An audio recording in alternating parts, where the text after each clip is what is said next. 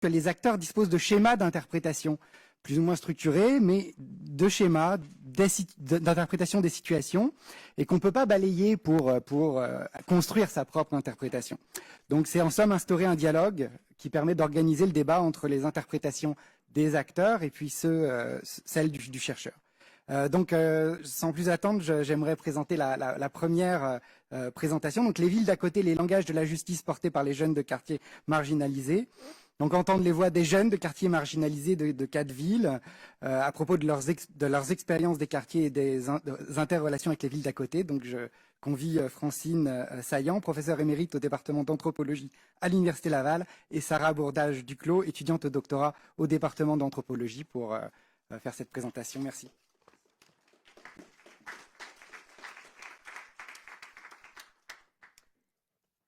Sarah n'est plus étudiante. Elle a soutenu sa thèse.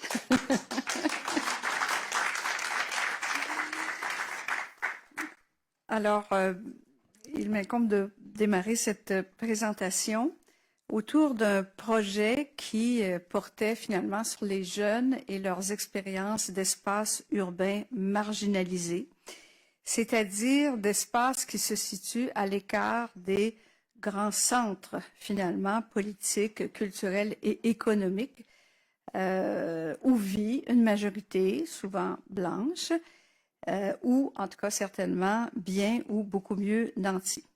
Et à côté de ces espaces, on trouve des espaces, donc ces espaces urbains marginalisés, composés majoritairement de groupes racisés.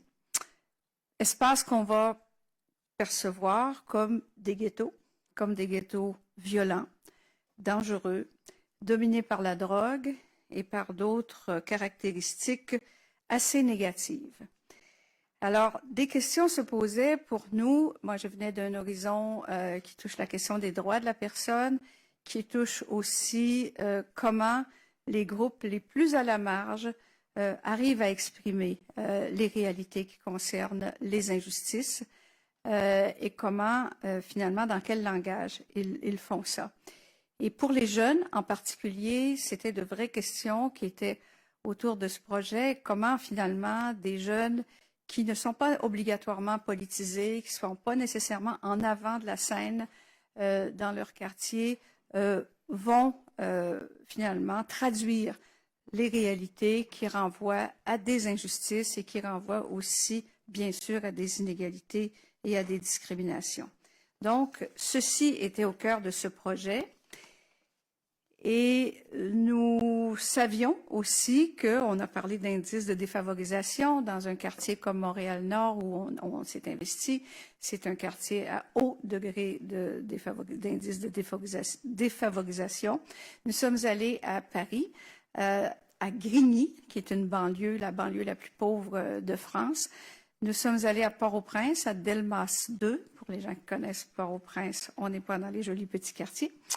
Et puis, nous sommes allés aussi à Rio de Janeiro, à Rocinha, qui est une favela qui surplombe, n'est-ce pas, les beautés de la plage de Rio. Alors, dans chacun de ces espaces, on est allé à la rencontre de jeunes. On va vous expliquer un peu comment. Et on voulait les entendre parler de leur milieu de vie. On voulait les entendre aussi exprimer leurs préoccupations et exprimer leur rapport à la cohabitation avec, finalement, ce qu'on a appelé la ville d'à côté. Mais qui est à côté de qui? C'est une des questions qui a fini par émerger. Souvent, ces jeunes sont susceptibles d'être impliqués dans des actions difficiles, dans des actions qui sont jugées négativement, mais nous avons été vers des jeunes qui avaient un certain engagement par rapport à leur communauté, c'est-à-dire faire partie d'une association ou avoir une activité qui a une influence dans la communauté, parce que nous souhaitions aussi entendre des jeunes qui étaient capables d'une certaine distance par rapport à leur expérience et de pouvoir la traduire et traduire même un peu celle de leurs compagnons et compagnes. Alors, on n'a pas conçu les espaces marginalisés comme des lieux clos, mais comme plutôt des lieux de clôture, de passage, de visibilité et de création et même de subjectivité, de nouvelles subjectivités citoyennes. Donc, dans ces 4 villes, nous sommes allés à la rencontre de ces jeunes et de 17 à 35 ans et je laisse la parole à Sarah. Ou tu fais comme ça? Oui, ça c'est comme ça. On n'a pas pratiqué la danse. Moi, je vais vous parler rapidement de la méthodologie que nous avons mis sur pied, en fait, pour réaliser ce travail qui s'est quand même échelonné sur près de 2 ans, 3 ans. Et en fait, on a construit, on a assemblé plusieurs éléments qui allaient nous permettre de, oui, observer ces réalités, mais aussi de donner la parole, mais aussi, à la limite, l'accès à l'image à ces jeunes-là, parce que parfois, on ne trouve pas les mots qui sont les plus justes, et parfois, c'est davantage le corps ou encore par l'image, le dessin qu'on réussit à s'exprimer de manière plus claire. Donc, on a premièrement élaboré sur chacun des lieux des entrevues marché, dont vous avez la première image à gauche. Donc, dans chaque quartier, nous accompagnions des groupes, donc des sous-groupes. Souvent, on se limitait quand même, on partait pas à 25-30. Des sous-groupes souvent organisés autour des projets dont Francine parlait. Donc, nous avons rencontré des groupes de cirque, de radio, un ciné-club à Port-au-Prince. On avait aussi du théâtre et même de la danse. Donc, ces sous-groupes, des jeunes qui déjà cohabitaient un peu ensemble, nous présentaient leur quartier. Et dans cette idée oui, on aurait pu y aller seul, mais l'idée de marcher et de vivre le quartier à leur côté nous apportait tout un bagage et tout un ensemble de connaissances, de savoir que seul et que ce rapport à l'espace seul aurait pu nous donner. Donc, le fait de marcher ensemble nous permettait, oui, d'avoir une discussion informelle, donc d'avoir une certaine forme des entrevues informelles, mais on pouvait aussi voir ce qu'ils voyaient, la manière dont ils réagissaient à leur environnement et aussi ce qu'ils voulaient nous montrer par exemple, la prise de photos. Donc, on a aussi une photo, donc celle à droite. On demandait aux jeunes de photographier les éléments qui, pour eux, étaient importants quand on parlait de leurs espaces, de leur quartier. Lorsque ce n'était pas possible, nous pouvions photographier pour eux ou on leur prêtait nos équipements. Et après ça, nous avons pu utiliser ces photos là tout au long. En fait, vous allez les voir, elles sont dans la présentation.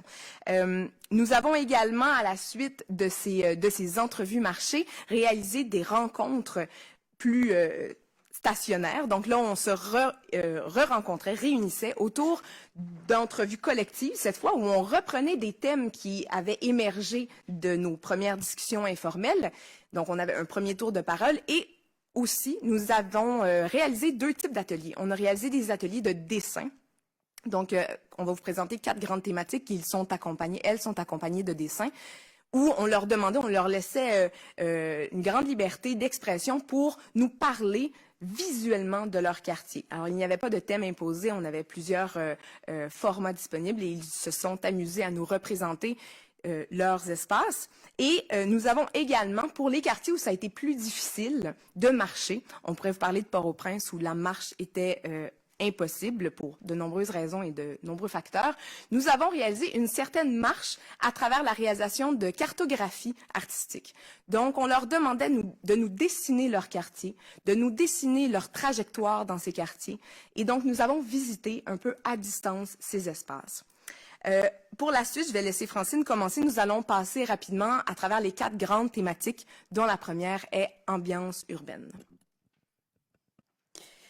Alors, autour de ces 4 thématiques, on vient de le dire, les ambiances urbaines, dans le fond, ce que nous avons fait, c'est qu'on a repris les propos les échanges, finalement, qu'on a eu avec les jeunes.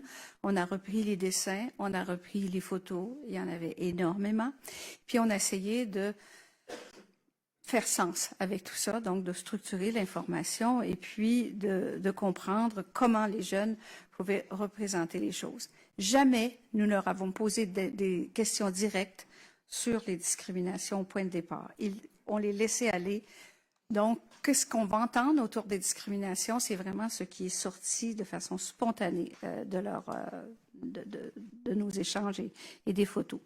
Donc, autour des ambiances urbaines, c'est très intéressant de saisir l'importance que les jeunes ont donnée à la normalité et à la normalisation de leur milieu. Sortir complètement de l'idée stigmatisante, finalement, qu'on se fait de ces quartiers, mettre l'importance sur, par exemple, la richesse des relations, que ce soit du côté de Paris ou que ce soit de Montréal, où la question de la diversité a été souvent nommée comme une fierté, une richesse. L'importance accordée à la vie ordinaire. Ce qu'on vit chez nous, c'est comme tout le monde. On n'est pas si exceptionnel que ça et on n'est surtout pas tout ce que l'on pense de nous. L'importance accordée à la nature. Un petit coin de nature devient très, très important.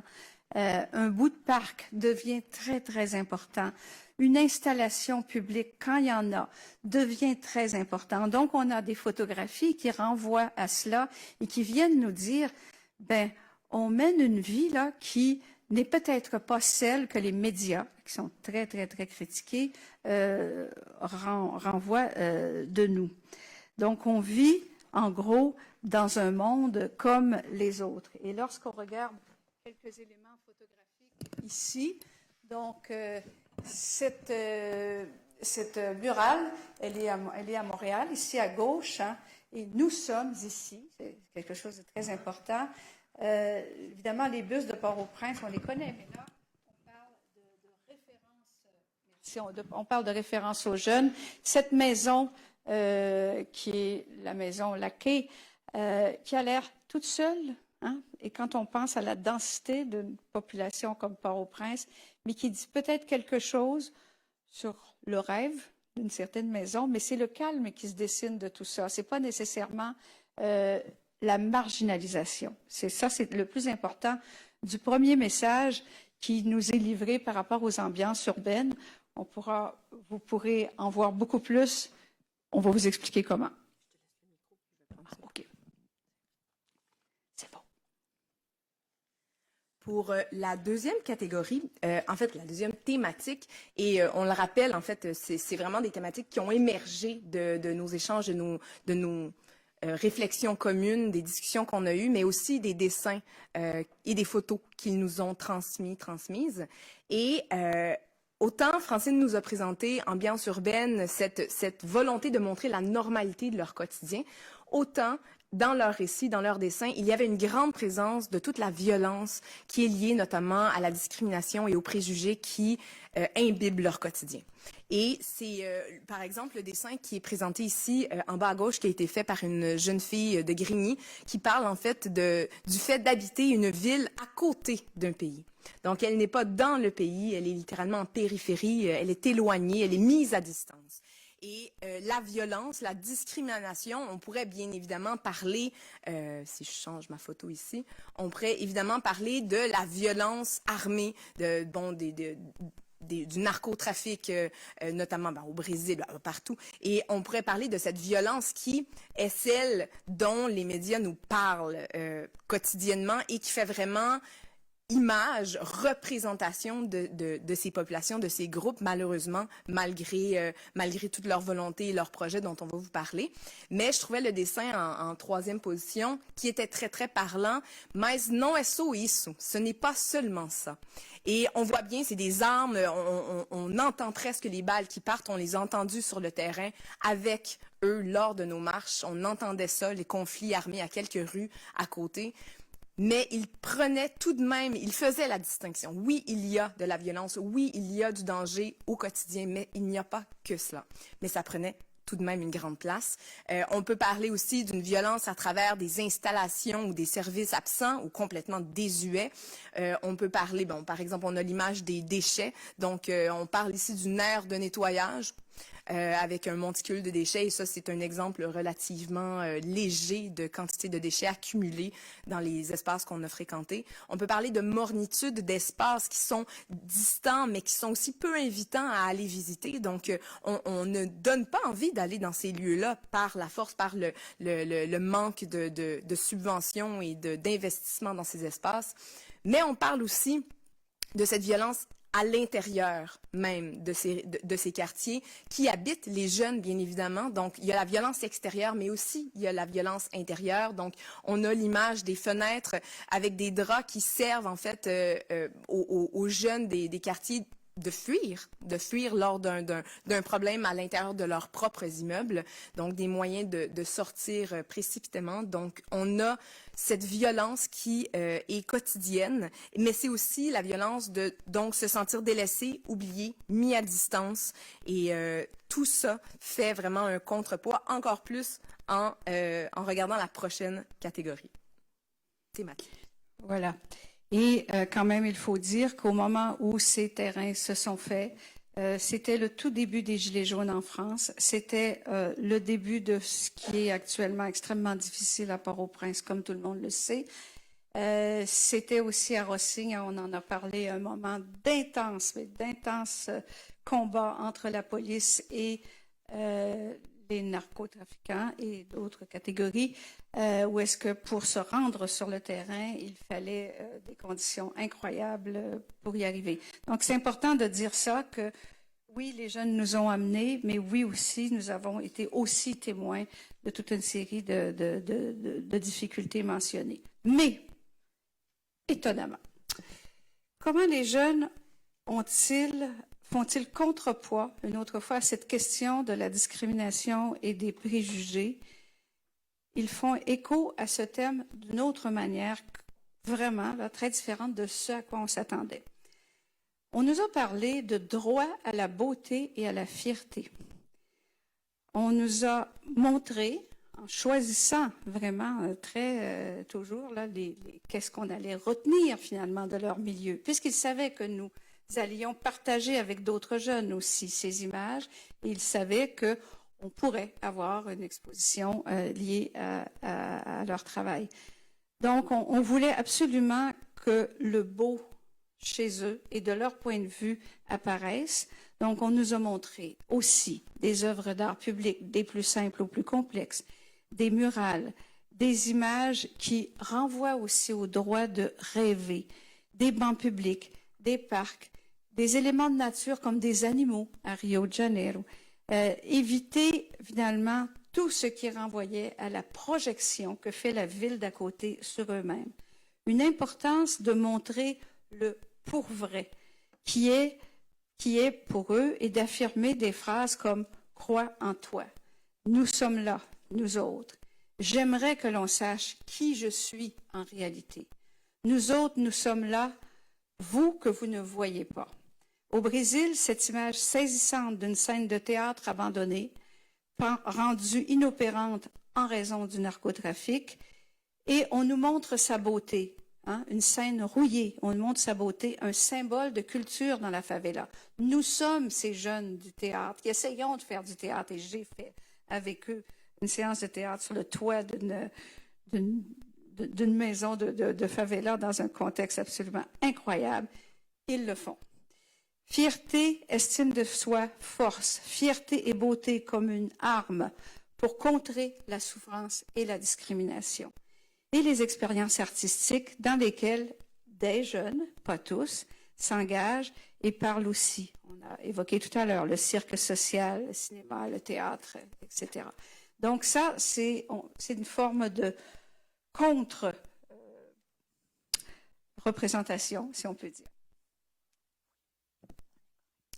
Et la dernière des 4 thématiques que nous avons traitées dans toute cette expérience-là, on l'a formulée à travers 4 termes: agir, transformer, espérer et imaginer. Et en fait, Francine vient de le mentionner, tous ces projets qu'on a eu la chance de voir et d'accompagner dans une certaine mesure. On a eu droit à des prestations de cirque, on a eu droit à des prestations de théâtre, de radio, de danse aussi par moments, de chant. Et la manière pour eux de parler des changements qu'ils peuvent apporter. Et des changements qu'ils peuvent apporter dans leur milieu, mais aussi dans leur vie personnelle et familiale. Et ces changements étaient toujours, en fait, portés par l'idée de transformer la vision qu'eux-mêmes, mais aussi que leur société, leur communauté et la société de la ville d'à côté avaient et auront peut-être encore d'eux. Donc, cette transformation au quotidien, de montrer qu'ils sont capables, qu'ils ont des projets, qu'ils vont au-delà d'eux et qu'ils ne sont pas seulement ces préjugés, ces discriminations, cette violence, cette laideur des quartiers où on nous disait donc à chaque fois, mais n'y allez pas. Donc, de vouloir montrer à quel point on peut aller visiter, on peut aller faire du tourisme dans ces espaces. Et ces projets, donc, on a rencontré en fait, l'exposition dont on va vous parler, on va nous aussi faire un petit pitch de vente.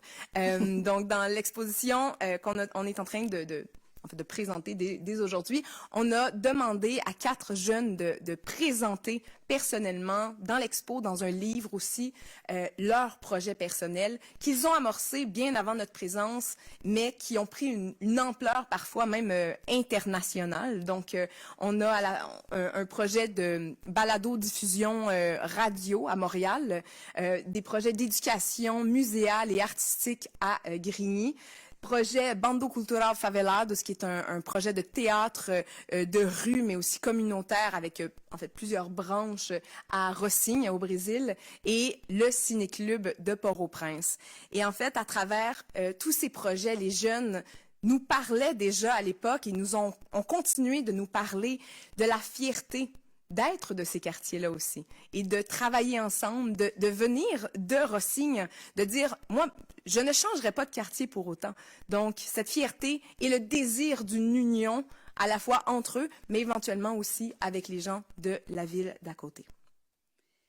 Alors, en conclusion, ce qu'on aimerait que vous reteniez, c'est peut-être le choc que nous avons eu à travers toute cette recherche, de rencontrer un langage qui nous amène du côté des discriminations, mais de rencontrer aussi, d'entendre, de saisir l'importance de la question de l'image pour ces jeunes, celle qui leur est reflétée, mais celle qu'ils travaillent eux. Donc, c'est pour ça qu'on peut parler d'une sorte de nouvelle subjectivité citoyenne, de leur engagement, de leur présence et notre contact récent avec eux, de nouveau en janvier, nous a montré que même à travers la COVID, leur projet, vous avez vu que j'en ai vu la dernière photo, une des dernières photos, les gens étaient masqués, leurs projets se poursuivent avec difficulté, c'est pas évident, mais leur engagement est là.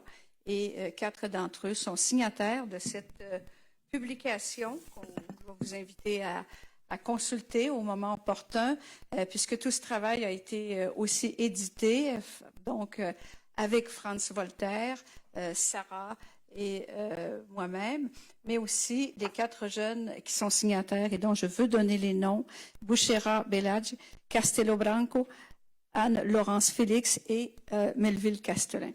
Donc, merci à vous et j'espère que nous contribuons à la transformation des préjugés sur les milieux de vie qui touchent les personnes discriminées et pauvres. Et on vous invite à visiter l'exposition, donc qui en fait va se dérouler à partir d'aujourd'hui, 6 mai jusqu'au 6 juin, dans les locaux du Syndicat à Montréal, dans le vieux Montréal.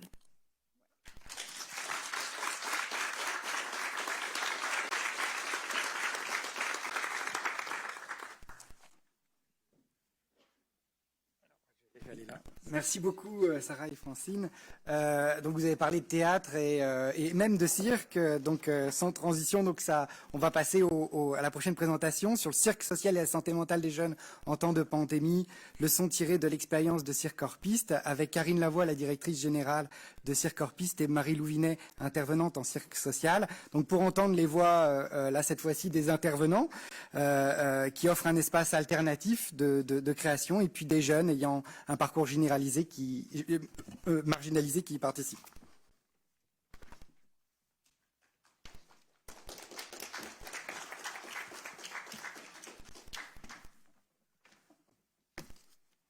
Ah, le masque, ça fait du bien. Comme on a eu la chance de voir nos prédécesseurs avec la petite danse, peut-être qu'un micro là pour qu'on puisse faire des présentations en duo.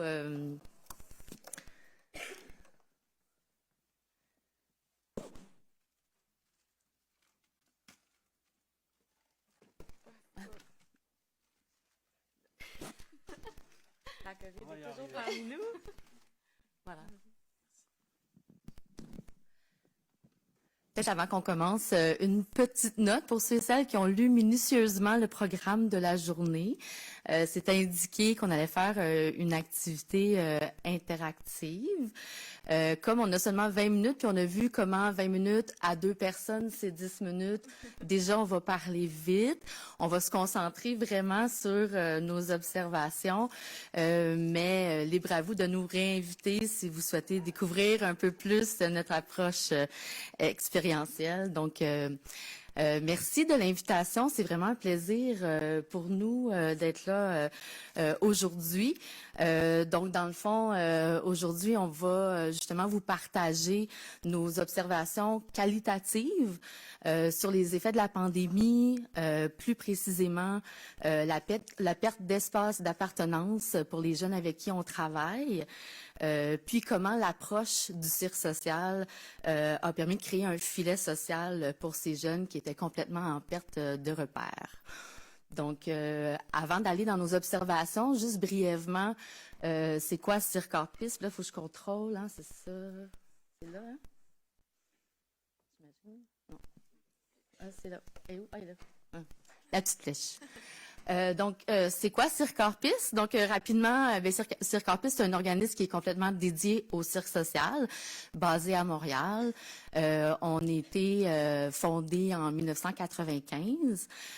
On fait partie de la grande famille de l'art social, mais on fait aussi partie de la petite famille des approches alternatives en itinérance. Puis, au fil du temps, on a développé vraiment différents volets d'action là, pour rejoindre les jeunes, les impliquer, les accompagner. Puis, on est également porteur du réseau national en cirque social au Canada qui mobilise une vingtaine là, d'organisations de partout au Canada, puis notamment plusieurs communautés autochtones. Donc, avec qui, avant d'aller dans l'approche, mais avec qui on travaille, juste rapidement pour vous contextualiser, c'est qui les jeunes avec qui Cirque Hors Piste travaille, mais c'est des jeunes principalement 15-30 ans, situation de grande précarité. Plusieurs sont en situation d'itinérance ou vivent une précarité au niveau résidentiel. Plusieurs vivent des enjeux au niveau de la santé mentale. Ou vivent un isolement social. Un peu comme il était dit ce matin là, par Madame Thorez, assurément, c'est des jeunes qui ont été significativement affectés par la pandémie et qui n'avaient pas des conditions favorables là, au niveau de leur espace de vie. Ça, c'est quand il y en avait un espace de vie. Donc, c'était les jeunes avec qui. Donc, l'image là du petit 1,5 sans balcon nous parlait beaucoup à Marie-Lou et moi tantôt. Donc voilà, puis c'est quoi? Donc Cirque Hors Piste, c'est un peu ça, les jeunes, puis c'est quoi le cirque social? En gros, le cirque social, c'est vraiment l'utilisation des arts du cirque, bien entendu, comme outil d'intervention sociale. On pourrait en parler longtemps parce qu'on est passionné, mais on a essayé de sortir les éléments clés là, de l'approche du cirque social.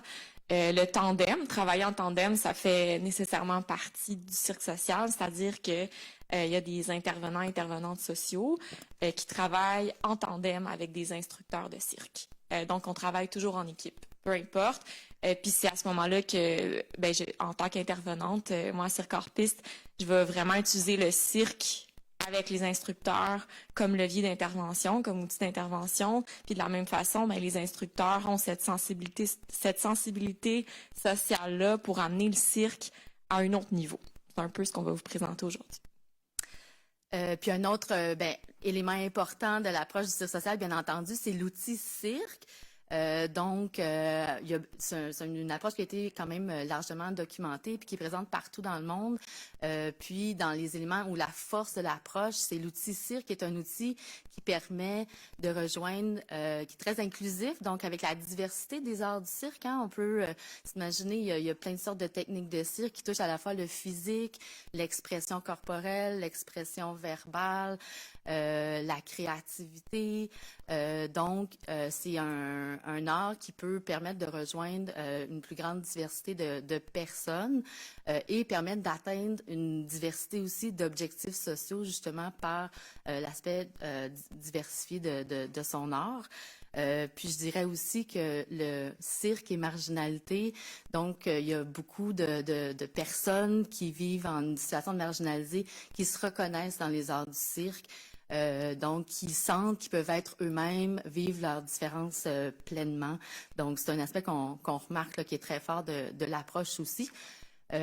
Puis, assurément, mais avec le temps, on a les réponses ou à lesquelles ou les besoins à lesquels on répond, notamment. C'est sûr que c'est peut-être lié un peu plus à Circorpis, mais c'est sûr que de rejoindre les jeunes difficilement accessibles, donc notamment l'attractivité des arts du cirque facilite ça. Les artistes de cirque souvent vont jouer le rôle de modèle. Aussi, il y a l'opportunité pour ces jeunes de vivre, d'expérimenter un espace d'action, de création, de réflexion, à la fois qui est individuel et collectif. Donc, dans le cirque social, on travaille énormément en groupe, donc l'aspect collectif prend une grande importance, puis on va le voir tantôt. Le développement de compétences de vie, donc on fait vraiment le pont entre ce qu'on apprend au cirque, comment le cirque permet d'atteindre certains objectifs sociaux, puis après ça, quelles compétences ça te permet de transférer dans ta vie au quotidien. L'occasion de vivre une expérience là, en groupe, puis il y a un lien direct là, avec l'estime de soi, là, puis de l'expérience que vivent ces jeunes-là en groupe. Finalement, l'échange entre eux et la communauté, donc on ne reste pas entre nous, donc notamment par le biais de spectacles ou d'activités à l'extérieur, de rencontres publiques, ça permet aux jeunes de justement rencontrer leur communauté, puis même de participer activement à leur communauté. Donc, rentrons dans la pandémie. Je cherche toujours la flèche. Oui, cirque et pandémie. Donc, vous pouvez vous imaginer, hein? En 2020, un peu comme tout le monde, la pandémie arrive, on fait du cirque. Donc, le premier réflexe, en recevant le petit document de la santé publique, ça a été bon. Donc, on doit fermer. Au départ, c'est sûr qu'on a arrêté l'ensemble de nos activités. On a été hyper créatifs à essayer de trouver des façons de rejoindre les jeunes en ligne, faire des ateliers virtuels, etc. On a mis beaucoup d'efforts dans les premières semaines à essayer de faire ça pour réaliser, puis ça a été mentionné aussi ce matin, mais nos jeunes n'ont pas accès à de la technologie, ou en tout cas difficilement accès, sinon ils n'ont pas d'intérêt. Beaucoup de nos jeunes en situation d'itinérance, allaient dans des cafés pour avoir Wi-Fi. Les cafés sont fermés, donc on a vite réalisé que pour nous, c'était impossible de poursuivre l'atteinte de nos objectifs ou poursuivre notre approche, dans le fond, en étant à distance. Donc, on a changé notre posture. Au lieu de penser à comment on peut faire, qu'est-ce qu'on peut faire à distance, comment on peut faire en étant fermé, on s'est dit, comment on peut rester ouvert? Donc, on a travaillé à la fois dans des zones grises, à la fois on a osé, on était un peu rusé. Puis, en étant un organisme en itinérance, c'est sûr qu'on avait on avait un accès direct au niveau de la direction de la santé publique qui nous a permis tranquillement de les convaincre de l'importance de rester ouverts. Puis notamment en réouvrant de façon graduelle, par exemple en faisant des activités dans la rue, à l'extérieur. Le fait qu'on fait nos activités dans une église, c'est un grand espace.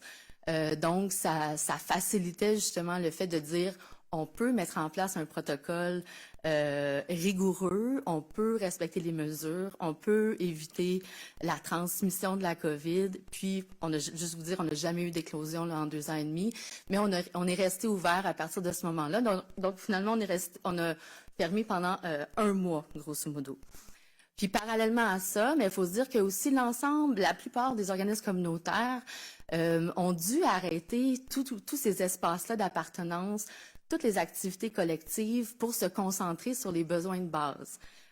Donc, c'est sûr que tout le monde est en urgence, manque de personnel. Puis aussi, ce qui se passait, c'est qu'il n'y a pas beaucoup d'espace. Donc là, tout était concentré sur nourrir les gens, les héberger, puis c'est normal. Mais l'urgence au niveau de la santé mentale a été un peu mis de côté à ce moment-là. Donc, quand on a convaincu de pouvoir réouvrir, c'est sûr qu'on a rapidement vu à quel point on répondait à un besoin, mais il y avait énormément de demandes au niveau psychosocial. Marie-Lou pourrait en témoigner fortement des demandes. Donc, voilà. Puis, ça a permis vraiment de recréer là, un espace où est-ce que les jeunes pouvaient se rencontrer, se déposer, s'exprimer, puis recevoir, bien entendu, un soutien là, psychosocial. Donc, l'accompagnement individuel a pris vraiment une bonne partie là, de nos interventions aussi là, pendant la pandémie. Tout à fait. Puis, tu sais, brièvement, je peux vous donner des petits exemples. En fait, on a été submergé de demandes d'accompagnement de tout ça. Ça a été mentionné un peu plus tôt aussi. Mais on a vraiment été témoins, en fait, en restant ouverts de toute la détresse des jeunes qui se retrouvaient à avoir nulle part où la déposer. Puis Circorpis s'est avéré un espace où individuellement, les jeunes pouvaient le faire, mais collectivement aussi. Puis oui, perte de revenus pour plusieurs de nos jeunes qui rentraient pas dans les critères de la PCU, par exemple. Les jeunes nous ont nommé l'augmentation de leur anxiété, la difficulté de dormir, beaucoup lié à l'anxiété, mais aussi toute la perte de qu'est-ce que je fais de mes journées, je sais pas quoi faire, je me projette pas dans l'avenir. Augmentation de la consommation, les jeunes n'avaient rien à faire, puis il y en a beaucoup qui ont augmenté leur consommation durant cette période-là. Idées suicidaires, dépression, perte d'habileté sociale. On pourrait continuer longtemps, vous pouvez vous imaginer. Je pense que c'est des problèmes aussi qui a pu affecter chacune de nous. Mais au-delà de ça, puis au-delà de ces difficultés-là, puis de ces impacts réels, on a répondu du mieux qu'on pouvait à cette détresse-là avec notre approche. Puis pour ça, je pense que ça vaut la peine de vous expliquer un peu, ça ressemble à quoi un atelier de cirque social. On a toutes sortes d'activités, là, mais c'est un peu le modèle qu'on a décidé de mettre l'accent aujourd'hui, parce que ça a été dans ce modèle d'activité-là qu'on a vraiment été témoins de tout ce qui s'est passé. Mais en gros, un atelier de cirque social, c'est 3 heures où on accueille les jeunes comme ils veulent, là, à l'heure qu'ils et elles souhaitent arriver. Ça commence par un accueil avec chaque personne qui passe par la porte dans l'état où la personne est, sans jugement, un accueil qu'on souhaite chaleureux. Puis à partir d'un certain moment, l'atelier commence avec un cercle d'ouverture. Donc il y a toutes sortes de rituels là, qui ponctuent notre façon de faire en cirque social. Un cercle d'ouverture où on se demande comment ça va. Bon, on va se le demander comment ça va, souvent d'une façon un peu alternative. Fait que c'était une couleur aujourd'hui. Tu serais quelle couleur? Par exemple. Je vous invite à vous poser la question. Puis après ça, une séance d'échauffement collectivement où on rentre dans son corps. Un jeu social pour se réveiller, pour briser la glace, pour se mettre en lien. Puis après ça, des apprentissages de techniques de cirque ou des expressions artistiques. Ça continue souvent avec une période libre, donc où les personnes après ça vont avoir un temps libre pour s'occuper. OK, qu'est-ce que je fais de mon temps libre? Sur quoi je décide de l'investir pour prendre soin de moi aujourd'hui? C'est une façon de conclure aussi de façon constructive puis collective. Donc, ça change, c'est extrêmement varié. On a usé de toutes sortes de créativité pour diversifier nos ateliers pour que ça soit le fun à chaque fois puis que ça soit constructif à chaque fois. Mais vous pouvez vous imaginer avec les outils cirque comment on peut aller dans tous les sens vraiment. Puis, juste pour illustrer un peu un atelier qui, pour moi, comme intervenante, a été vraiment marquant. Puis je pense pour les jeunes aussi, le couvre-feu était en vigueur depuis un petit bout de temps à Montréal. Puis le couvre-feu, ça a vraiment été un coup de massue là, pour la santé mentale de nos jeunes. Puis pour nous aussi, hein, dans toutes nos stratégies qu'on avait pour prendre soin de notre santé mentale, on a été affectés aussi, puis nos participantes également. Puis on s'est dit, OK, il faut qu'on en parle, mais c'est lourd, puis c'est politique. Fait que comment on en parle à la façon Cirque Orpis, à la façon Cirque Social? Et c'est là où le tandem prend tout son sens, en fait. Puis je vous résume là, brièvement un peu l'atelier qu'on a fait. On a commencé, chacun sur son tapis à 2 mètres avec masque, à danser. On avait tous les yeux fermés, on était tous dos à dos. On a dansé pendant 10 minutes. Puis graduellement, on s'est retourné, graduellement, on a ouvert nos yeux. Puis on a dansé ensemble sans rien dire. Je sais pas si certaines ont eu la chance de danser depuis la fin de la pandémie. Ça fait du bien. Puis ça le fait du bien à notre gang, puis à nous aussi. Après ça, pour rentrer un petit peu plus dans sa tête, on a fait un jeu qu'on aime bien faire à Cirque Orpis. C'est super simple. On dit les 3 premières choses qui nous viennent par la tête. Puis c'est comme un jeu en cercle. Puis on pourra pas l'essayer, mais ça fait toujours rire. Puis ça laisse place à juste parler sans jugement. Puis à laisser sortir ce qui nous vient spontanément par la tête. Après ça, on a fait un exercice d'écriture automatique avec notre groupe sur la thématique. En fait, on partait du couvre-feu.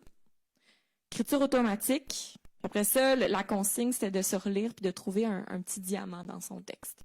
Et de là, on les a invités à écrire un haïku, donc un court poème de 3 lignes. Bon, il y a des petites règles, là, ils étaient libres ou pas de s'en tenir à ça, en restant sur la thématique du couvre-feu.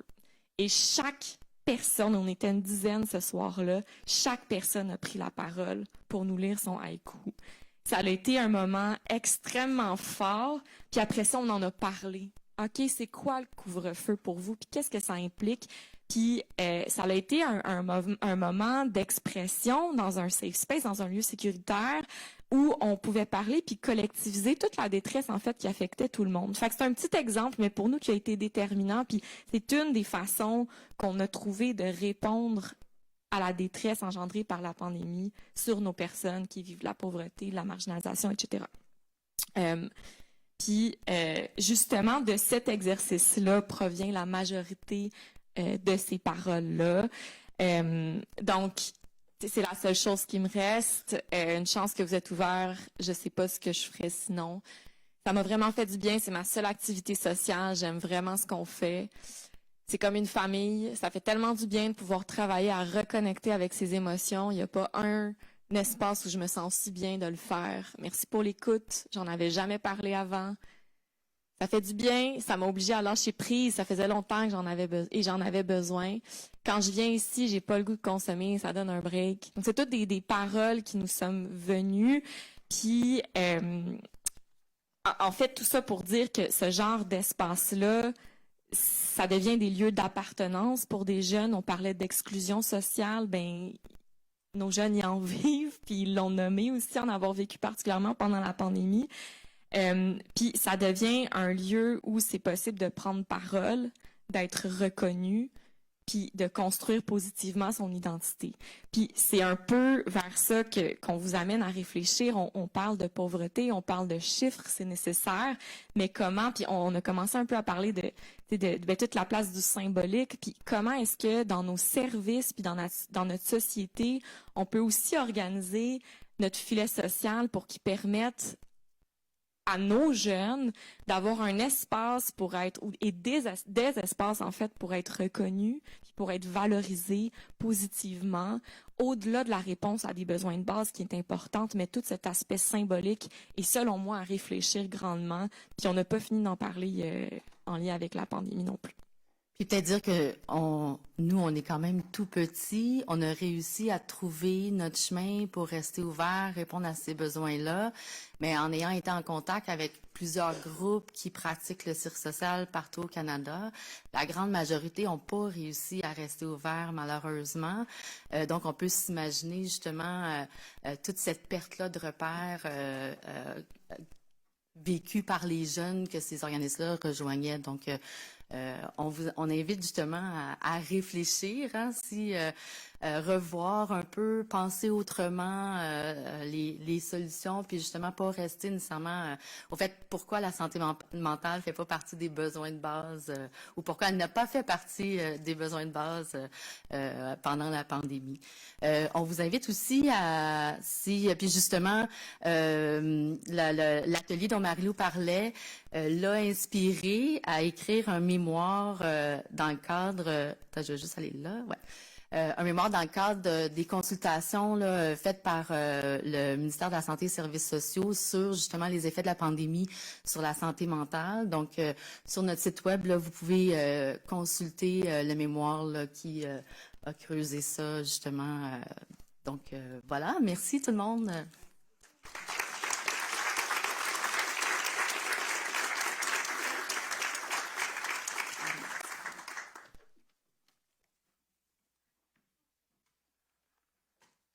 Je sais pas à qui remettre ce micro. Merci beaucoup. Alors, je vais convier Céline Bello, à faire sa présentation. Donc, sur la pandémie et l'itinérance, le point de vue des personnes en situation d'itinérance. Donc, elle est professeure titulaire à l'École de travail social, directrice de l'Observatoire des profilages à l'Université de Montréal. Donc, pour entendre cette fois-ci les voix des intervenants et des gestionnaires des personnes en situation d'itinérance au Québec.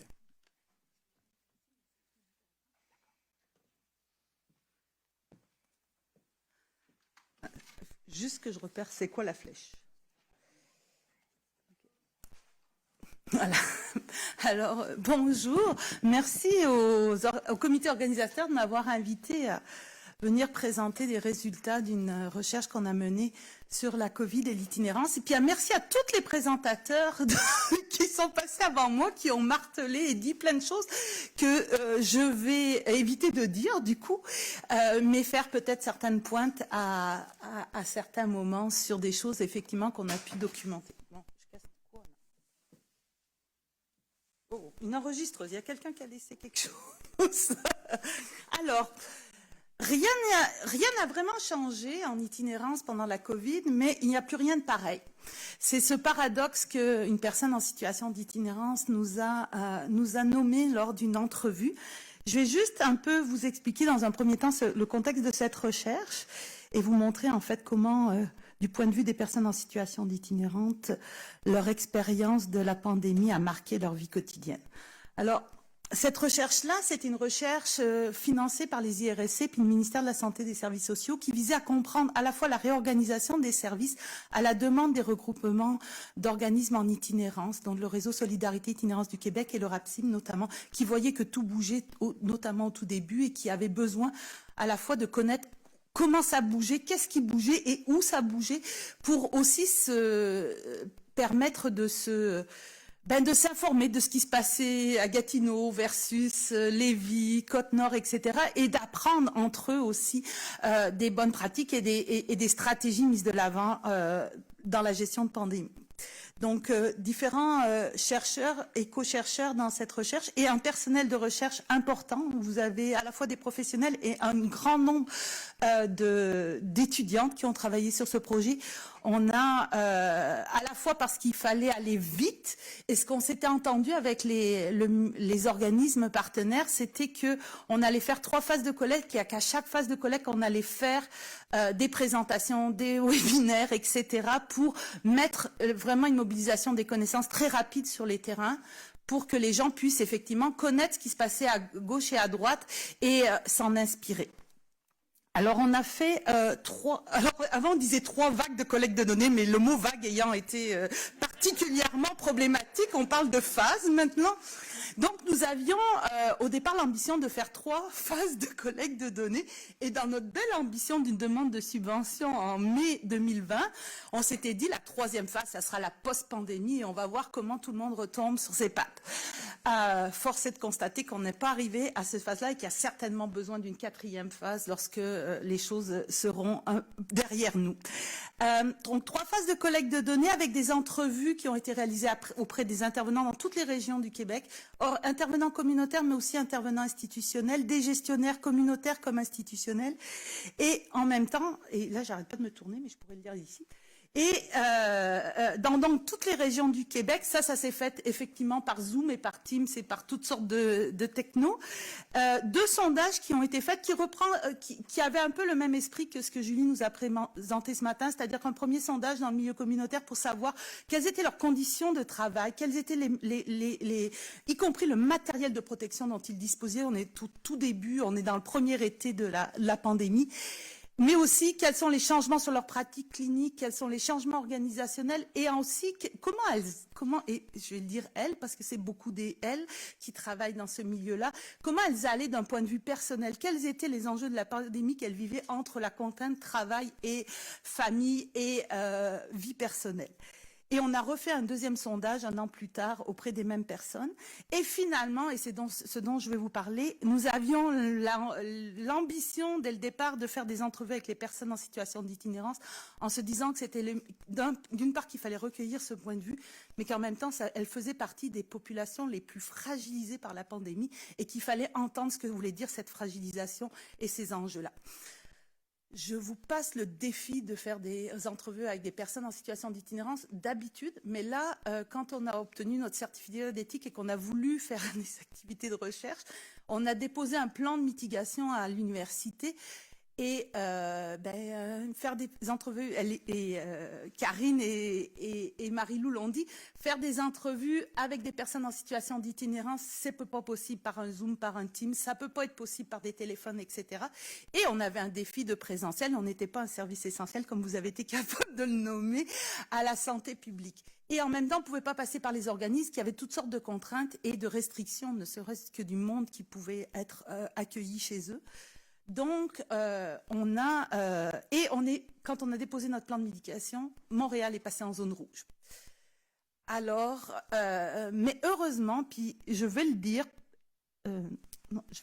ici, parce que souvent, comme chercheur, on pense que les comités de recherche, c'est de la lourdeur et de la bureaucratie et de l'administratif.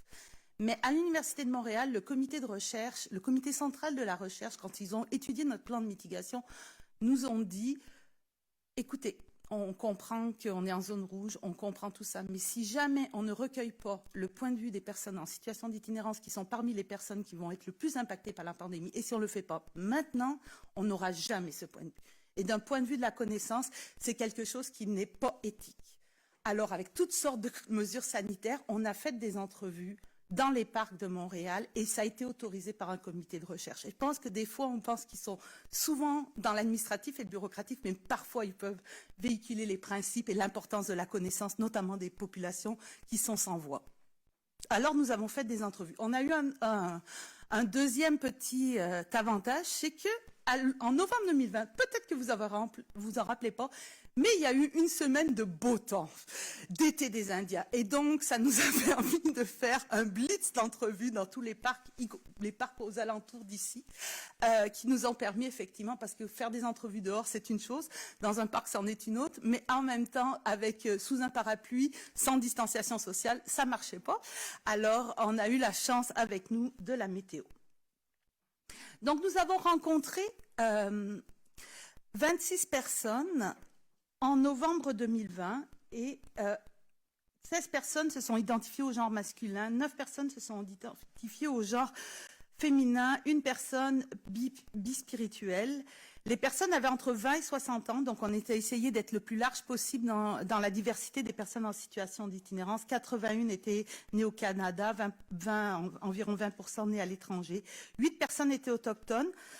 On a surdimensionné la question autochtone parce que effectivement les personnes autochtones sont surreprésentées dans les situations d'itinérance à Montréal et qu'on sait qu'elles ont des expériences d'itinérance particulièrement difficiles et qu'on imaginait, on faisait l'hypothèse qu'elles le vivaient encore plus difficilement dans le contexte de la Covid. Et nous avons fait des entrevues en anglais, en français. Alors, il y a des limites. On a pu faire ça qu'à Montréal, donc on n'a pas du tout de prétention de représentativité. Et que, bon, effectivement, les contextes d'entrevue ont parfois été compliqués là, dans un parc, mais les entrevues ont toutes été faites par des personnes qui avaient travaillé ou qui travaillaient encore avec des personnes en situation d'itinérance. Donc, on a cherché à chaque fois à avoir le meilleur lien possible pour pouvoir réaliser ces entrevues, que les personnes puissent s'exprimer, et aussi pour qu'elles puissent s'exprimer sur leurs difficultés, mais aussi qu'on puisse quand même accompagner le récit de ces difficultés par la suite. Donc, c'était toutes des personnes qui avaient des compétences en intervention. Alors voilà, rien n'a vraiment changé, mais il n'y a plus rien de pareil. Avant, on avait le choix des ressources, on avait le choix de notre journée, mais maintenant, on n'a plus. Et effectivement, et notamment dans la première période, il y a eu, les gens l'ont raconté, beaucoup de fermetures. Et les personnes en situation d'itinérance se sont retrouvées, notamment au tout début, au moment où tout se ferme, tout disparaît, y compris leurs repères en termes de ressources, d'organismes. Et toutes leurs stratégies vont être aussi déstabilisées. Donc, manque de soutien, manque de lien. On est véritablement dans un contexte où rien n'a changé parce qu'effectivement, ils sont dans des modes de survie à l'année longue, pré-pandémique, mais qu'en même temps, tout a changé parce que tout devient plus difficile, tout devient plus compliqué et que leurs repères sont profondément déstabilisés.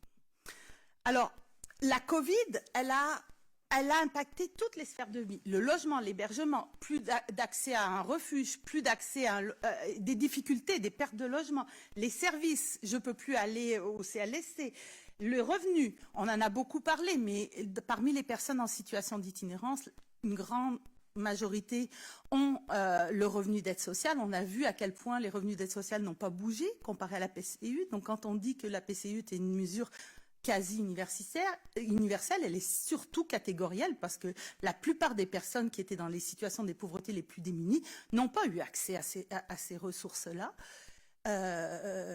Ou si elles les ont demandées, sont dans des contextes actuellement où le gouvernement va vouloir récupérer ces sommes-là parce qu'elles n'y avaient pas droit, mais aussi toutes les stratégies, ça a été nommé ce matin, mais toutes les stratégies complémentaires de revenus. Il n'y a personne dans la rue, tu peux pas faire de la quête. Les gens n'ont pas d'argent parce que tout le monde va payer avec des cartes bancaires. Les consignes à Montréal, les commerçants refusaient les consignes pendant 1 an. C'est pas un petit temps, là, c'est durable dans le temps. C'est que le 20 $ que tu fais de plus en ramassant des consignes, tu l'as pas eu pendant 1 an. Donc, ça a été un enjeu majeur de perte de ressources financières. Et en même temps, la plupart des personnes en situation d'itinérance n'ont pas nécessairement non plus un compte bancaire. Et ce que ça a voulu dire, quand tout le monde s'est mis à ne pas vouloir ramasser de l'argent et ne pas pouvoir, qu'on ne pouvait plus payer en argent comptant, ben pour les personnes en situation d'itinérance, ça a été aussi le fait de ne pas pouvoir acheter quelque chose parce que pas de carte bancaire. Donc ça va au-delà de j'ai perdu des revenus, c'est que j'étais même plus capable d'être consommateur de quelque chose. Et en même temps, une augmentation d'un certain nombre de dépenses. On a dit le masque, on a dit les produits, etc. Mais c'est aussi la fermeture des banques alimentaires qui font que j'ai dû aller m'acheter plus de nourriture parce que je ne bénéficie plus de panier ou d'un support en termes d'alimentation. La consommation, la transformation des drogues, la qualité des drogues dans la rue a été profondément affectée et donc a eu des enjeux d'augmentation, mais aussi de consommation complètement différente avec des produits que je connaissais moins, des dealers que je connaissais moins, etc. Les besoins de base. Et quelqu'un a nommé ce matin les femmes qui vivent beaucoup de l'itinérance cachée. Les femmes vont vivre de l'itinérance cachée parce que la peur de sécurité, mais aussi la peur de la stigmatisation. Quand votre routine passe par les centres commerciaux, les cafés ouverts 24/7, etc., où vous vous faites discrète dans votre itinérance, que tout ça ferme, et le Wi-Fi du café, la même chose. Quand tout ça ferme, ça veut dire que vous êtes exposé dans l'espace public, avec tous les risques que ça dit et ça nomme pour des femmes en termes de sécurité. Le besoin de base, ça veut dire pas avoir accès à l'eau potable, pas avoir accès à des toilettes, pas avoir accès à des douches. C'est tout ça qui s'est passé dans la première période du confinement. Les questions de santé et les liens sociaux. La perte de liens a été importante. Donc, toute une déstabilisation dans la vie de ces personnes en situation d'itinérance. Elles en ont nommé. Je vais vous montrer un schéma. Où sont passés mes repères? La perte de repères au début, j'insisterai pas, mais vous avez les gens qui disaient j'y ai pas cru au début, j'ai pensé que c'était de la rigolade. Je suis supposée aller aux toilettes où j'ai pas vu mon fils depuis un moment parce que je peux pas le contaminer. Donc toutes sortes à la fois de la période d'incertitude, la compréhension des mesures sanitaires, le premier confinement, puis la peur du virus aussi. Puis la peur du virus pour soi-même, mais aussi on travaillait sur les représentations, le fait que la population a eu beaucoup plus peur encore des personnes en situation d'itinérance qu'elles étaient des vecteurs de virus. Alors que pendant très longtemps à Montréal, il y a eu très peu d'éclosions dans le milieu de l'itinérance. Il y en a eu 3e, 4e vague à partir de décembre en fait. Mais au tout début, il y a eu très peu. Et les gens, donc, même lorsqu'ils croisaient des gens dans la rue, les gens ne les approchaient pas parce qu'ils avaient peur que les personnes en situation d'itinérance aient le virus. Et les gens en situation d'itinérance avaient peur aussi d'avoir le virus dans les refuges, etc. Donc, il y avait vraiment quelque chose autour de ça qui déstabilisait en termes de repères.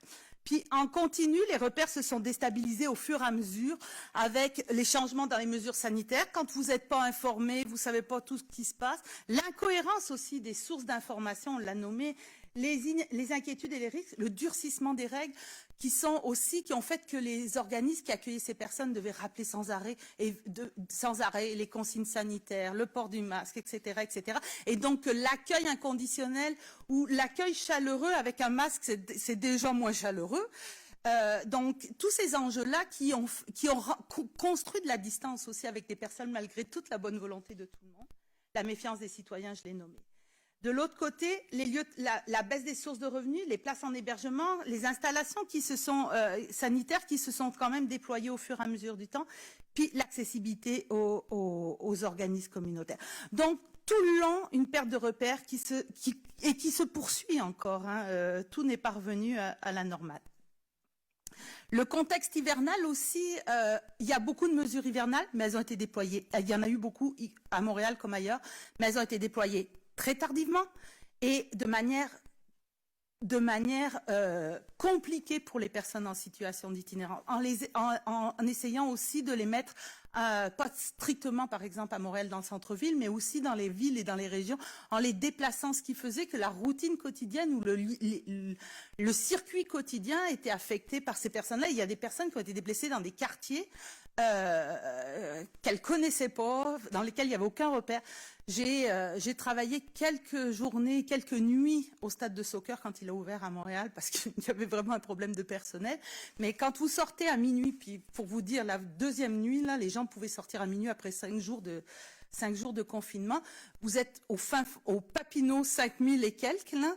Et c'est la tempête de neige, puis encore le couvre-feu, ça veut dire que chaque personne qui sortait, qui était transférée en taxi dans un refuge, ça prenait 1 heure aller-retour. Et imaginez-vous, à minuit, une personne en situation d'itinérance, pas de revenus, comment elle pourrait plus se déplacer autrement que par ces moyens-là, qui étaient en plus vraiment très limités. Donc des enjeux qui se sont passés constamment. Puis les personnes en situation d'itinérance ont eu beaucoup le sentiment aussi qu'on leur disait, il y a juste qu'à faire ça, t'as juste qu'à ci, t'as juste qu'à là, sans prendre en considération toutes les transformations et toutes les adaptations qu'ils faisaient et qu'elles devaient réaliser en permanence. Ça, c'est une cartographie d'une entrevue. Puis je veux pas vous la lire là, on comprend bien ça, mais juste vous attirer sur les carrés orange. Sur les carrés orange, c'est une personne qui nous a raconté chaque fois une stratégie d'adaptation. Donc, imaginez-vous ce que ça a signifié pour ces personnes qui sont dans des situations de vulnérabilité et dans des situations constantes de déplacement. C'est ça, je cherchais mon 5 minutes. Alors donc, je vais aller très rapidement, mais la perte de liens sociaux, de lieux de socialisation, de repères, de routine et d'organisation, et la capacité de décider pour soi aussi, qui a beaucoup été impactée par les mesures sanitaires et par la gestion de la pandémie. Malgré tout, on se débrouille, et toute la tension des personnes comment on a des capacités, comment on fait de la résilience, des liens, comment on essaye de s'en sortir, mais en même temps, quelles sont toutes les demandes et quelles sont les pertes, les changements, les incertitudes avec lesquels on va gérer. Et on voit comment toutes ces personnes-là ont été prises constamment avec ça. Mais je veux aller à cette dernière diapositive. Les personnes en situation d'itinérance ont vécu effectivement des situations très difficiles malgré toute la volonté, la réorganisation des services, etc. ont vécu des... Mais je vais aller un peu plus loin en évoquant l'approche que le gouvernement a pris en gestion de la pandémie. Ce matin, on a beaucoup parlé des politiques, des efforts qu'ont fait les gouvernements fédéraux et provinciaux en matière de politique. Mais il faut se rappeler qu'au Québec, le gouvernement a choisi de faire une approche punitive. Au-delà des mesures restrictives sanitaires, il a choisi des mesures punitives et coercitives. Il y a actuellement plus de 36 000 constats d'infraction liés à la pandémie, liés à la COVID, qui ont été émis par des corps policiers.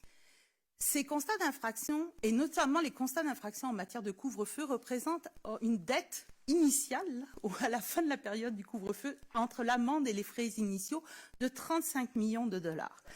Si je parlais aujourd'hui, vous pourriez aller bien plus loin que ce montant-là, qui était le montant initial. Et quand on regarde qui a fait l'objet de cette judiciarisation, comment s'est déroulée cette judiciarisation, et par comparaison, en Ontario, pour l'ensemble de la période, c'est 3,5 millions de dollars. Donc c'est x10 au départ. On sera certainement à la fin à x25. On se rend compte aussi que, par exemple, Toronto a donné 5 000 constats d'infraction, qu'à Montréal, il y en a eu plus de 15 000. Et quand on regarde sur qui a été affecté par ces constats d'infraction, ce matin, Guy présentait l'indice de défavorisation matérielle et sociale et parlait à Montréal d'une courbe en S. On part de Montréal-Nord puis on va jusqu'à Verdun. Si je vous plaque la carte avec les mêmes stratégies de codes postaux des personnes qui ont été judiciarisées, à Montréal, c'est la même chose. Si je plaque pour tout l'ensemble du Québec, la judiciarisation aux cartes d'indice de défavorisation matérielle et sociale, c'est exactement les mêmes cartes. On ne peut que dire ça là. On ne peut pas dire, parce que le gouvernement a refusé de recueillir des données en matière ethno-raciale. Donc on ne pourra jamais dire que ce sont des personnes racisées, des personnes marginalisées qui ont fait l'objet de ces constats d'infraction. Et ça, c'est les questions de données. Et quand on ne veut pas savoir, la première chose qu'on fait, c'est qu'on ne compile pas une donnée. Le tableau que Guy a présenté sur les Américains qui montrait le foie, quelque chose quand on est d'une origine autre que blanche, on ne pourra pas faire ce tableau-là au Québec parce qu'on a refusé à la fois de cueillir la donnée épidémiologique, mais la donnée aussi en matière de punition. Ce que ça signifie, et quand on regarde un peu plus près, on a regardé pour les personnes en situation d'itinérance. Les personnes en situation d'itinérance ont reçu des constats d'infraction. Si on a la pointe de l'iceberg, on peut quand même dire qu'il y a des personnes en situation d'itinérance à Montréal comme ailleurs qui ont reçu. Et pourtant, ces personnes en situation d'itinérance, lorsqu'elles ont donné une adresse à un policier qui leur remettait leur constat d'infraction, elles ont donné l'adresse d'un refuge. C'est pour ça qu'on a pu les repérer. Donc, malgré le fait que vous donniez une adresse d'un refuge, on vous dit que vous méritiez votre constat d'infraction pour le couvre-feu. Et au-delà de l'exemption, ce matin, il y avait un extrait qui disait « Heureusement, il y a eu une exemption ». Je suis au regret de dire que malgré l'exemption, il y a eu des constats d'infraction qui ont été donnés à des personnes en situation d'itinérance en février, en mars, en avril et en mai. Et que ces personnes-là vont avoir une énorme difficulté de rembourser et de payer ces constats. Ce que ça veut dire, c'est que c'est une dette judiciaire. Le 500 $ que le gouvernement va accorder, toutes ces personnes-là, on va leur retirer immédiatement ce chèque-là. Elles n'en bénéficieront pas parce qu'elles ont une dette judiciaire. Et la dette judiciaire, elle va pas simplement à des personnes en situation d'itinérance, mais très certainement qu'elle va creuser des inégalités, les discriminations et des profilages parce que, effectivement, ce sont des populations des quartiers les plus défavorisés qui ont reçu et des villes les plus défavorisées qui ont reçu ces constats d'infraction. Et pour finir, sa dernière phrase, le prêt, le para et le poste de ce matin. On avait une crise du logement avant, elle a duré pendant la pandémie, elle est encore là et encore plus là.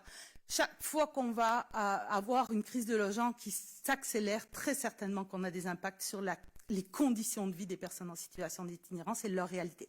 L'aggravation, la croissance de l'itinérance, c'est des choses qui sont en train de se mesurer, mais il n'en reste pas moins que la visibilisation de l'itinérance a été importante parce que tout s'est fermé et qu'aujourd'hui, il y a beaucoup d'enjeux, de préjugés, de stéréotypes à l'égard de l'itinérance. Les enjeux de cohabitation, Oui, il y a eu de la solidarité, y compris citoyenne à l'égard de la personne itinérante, mais il y a eu aussi beaucoup de stéréotypes et de préjugés et de plaintes à l'égard des personnes en itinérance.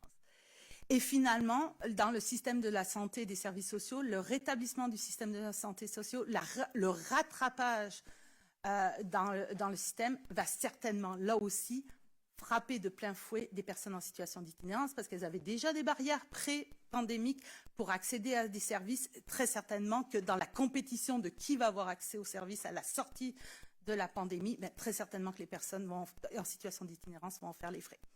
Donc malheureusement, c'est le côté sombre de l'histoire que moi je vous ai raconté beaucoup aujourd'hui, mais je pense qu'il faut l'évoquer. Surtout quand on se dit que peut-être qu'il y a eu, c'est un feu de paille, les situations de la pauvreté, mais tout le monde ne s'en est pas sorti de la même façon. Dans la pandémie, il y a très certainement des gens qui ont payé cher et très cher et qui vont encore payer cher. Merci. Désolée, je te voyais pas.